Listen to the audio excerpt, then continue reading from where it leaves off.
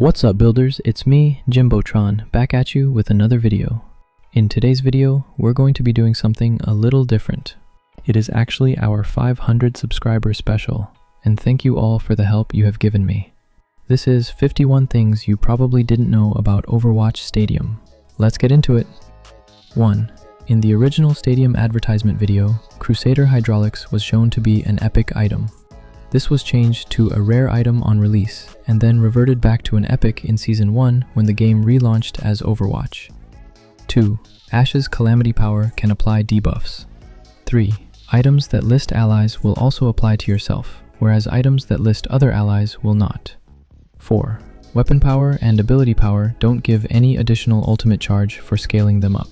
This technically means that you will get less ultimate charge from weapon and ability power if your target has lower HP than the damage you deal. 5. On release, D.Va's detonator used to make D.Va Bomb one-shot anybody within a 61-meter radius. 6. Items that list Restore will not generate any cash, whereas items that list Healing do. 7. The exception to this is Gadgets, which will always generate cash. 8. Freya is the only character to ever have been removed from Overwatch Stadium. This was down to an old item of hers that let her ultimate pull people even when it didn't hit them. I don't know why people thought this was a good idea to add. 9. Doomfist can have the most UI icons in Stadium, having up to 13 icons. This goes over his ultimate meter. 10. Hazard's Stadium release was so strong that it prompted them to change how his base game kit worked, allowing him to be crit whilst blocking. 11. Hazard has 3 items in Stadium that buff his Spike Guard duration. When all put together, Hazard can block for a total of 8.1 seconds without breaking. 12. During a match, you can look at the Stadium exclusive banners around the map, and they will display the leading character of a team, including the skin that they are using. 13. Tracer is the only character to get a different effect from general items than every other hero. This is because all of her survival items are tuned down by 30% of what they're supposed to be. 14. Mark of the Kasune and Lumerico's fusion drive only work when you actually use a cooldown. If the ability itself has no cooldown, for example Zenyatta Discord, these effects won't activate. 15. All items that list their effects to be on air-based targets, such as Aerial Distressor and Stratosphere Beacon, actually only require your opponent's character model to either be slightly off the ground or around 3 meters off the ground. This means that certain characters, like Sigma's primary fire, can knock back enough to trigger Aerial Distressor, and certain characters, like Genji by double jumping, will put him in the flying range. 16. The most expensive statistic is cooldown reduction, with movement speed in close second. 17. The cheapest is actually health. However, this is because a green item for health will give 25, whereas a green item for anything else will give 5 to 10%. Health is just proportionally given out more. 18. If you add the code F4728 into a custom game, you can play Stadium with unreleased heroes, and a lot of them have working stats. 19. If you go into the Stadium range, you'll find that Emery and Anran both have working Stadium UIs. 20. Back in the first edition of Overwatch Stadium, and Mender actually generated cash. This made it so that you could generate thousands of cash for free per round just by taking the item. 21. Real OG Stadium players will remember Heartbeat Sensor, which was the only item that granted unconditional move speed in the green category. 22. Winston was the first character to receive a personal green item when he released, followed closely by D.Va in the next patch. 23. Every character in Stadium has their own hidden number of cash they will generate per damage or healing. This varies depending on the target that they are attacking. 24. The highest is Joint at 0.875, and the lowest is Moira with 0.487 cash per damage. 25. If you go into the options menu under Hero and select Ashe or Ana, you can go over to the Stadium tab and choose to aim over the shoulder rather than through the scope. 26. Speaking of which, in the Stadium settings, if you play in third person, you can bind Toggle Shoulder Camera. This will make it so that you can change between left and right shoulder mid-match, allowing you to see around certain corners you wouldn't be able to otherwise if needed. 27. The longest possible ultimate in Overwatch Stadium is Ashe's Ping Bob. 28.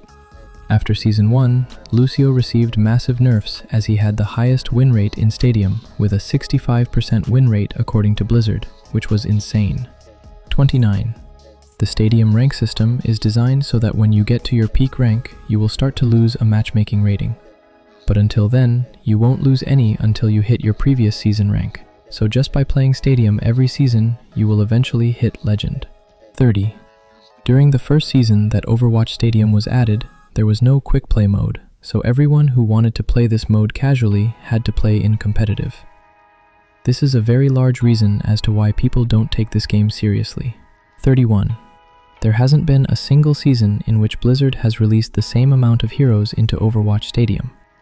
The first season was 4, the next was 3, then it was 2 and a rework, then it was just 2, it was 1, and then it's back to 2 this season.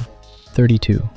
Also, since her release, Sierra has a full working kit in the practice range that allows you to play every hero.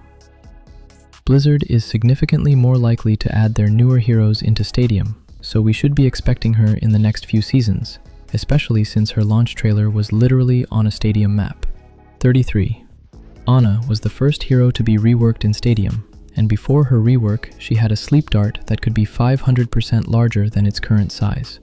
It was virtually impossible to miss. 34. The highest amount of combined lifesteal that you can get is on Reaper. Combining inbuilt 25-25 lifesteal split along with a distortion mercy, you can have up to a 300% combined lifesteal whilst using Strangle Step. 35. Despite being on weapon power items, certain effects like Codebreaker and Eye of the Spider apply to both weapon power and ability power with their secondary effects. 36. Certain sources of overhealth, when damaged, will grant 0.5 times the amount of cash that you were supposed to get, so technically, overhealth is good for destroying your opponent's economy. 37.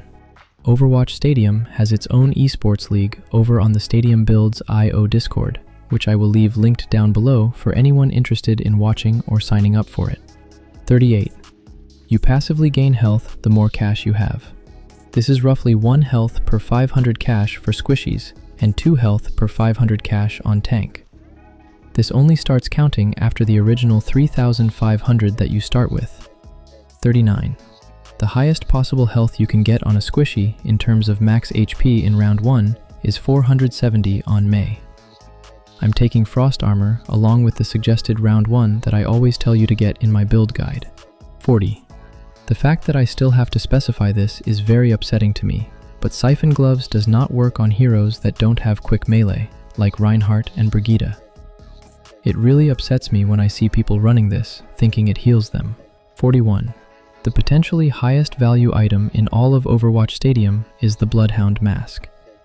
Under the right conditions, this can give you up to 165% weapon power, although that is incredibly unlikely. 42. When you take the Nebula Conduit item, it will give you a damage over time effect every time you take damage. This counts as a negative effect and will proc items like Cleansing Charge. 43. If 2 Orisas with Spin System Update both look at each other whilst using Javelin Spin, they will both instantly get their ultimates if a hit scan shoots them. 44. There are 2 types of damage increases, base damage and bonus damage. Bonus damage is displayed in your stats, like your ability power and weapon power.